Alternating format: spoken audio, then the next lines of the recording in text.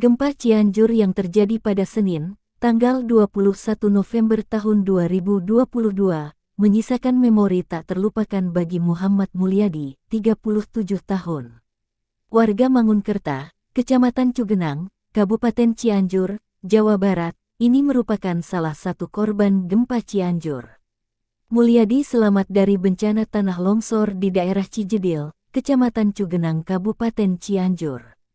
Tanah longsor itu diduga merupakan dampak gempa bumi dengan magnitudo 5,6 yang terjadi pukul 13.21 waktu Indonesia Barat.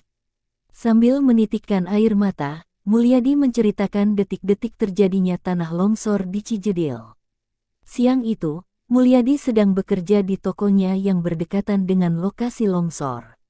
Kejadiannya begitu cepat, saat itu saya habis salat, lalu sekitar 4 detik dari gempa, tanah langsung longsor, ujarnya, Sabtu tanggal 26 November tahun 2022 dikutip dari Tribun Jabar.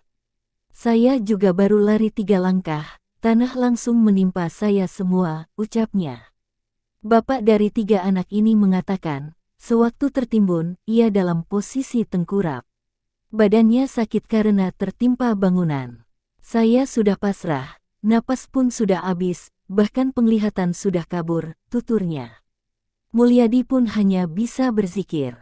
Ia mengaku sudah ikhlas bila harus meninggal saat itu. Saya hanya bisa berzikir, dan sudah ikhlas, kalau hidup saya akan berakhir saat itu, terangnya. Namun, di sisi lain, Mulyadi ingin tetap sadar karena teringat anak-anaknya yang masih kecil. Meski demikian, Mulyadi akhirnya tak sadarkan diri. Ketika terbangun, dia sudah berada di rumah sakit. Akibat kejadian tersebut, badan Mulyadi terluka. Tangan kirinya digips, jalannya pun terlatih-tatih.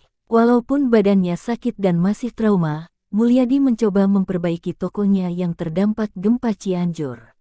Sebagai penyintas gempa Cianjur, Mulyadi pun tak lupa mengucap syukur.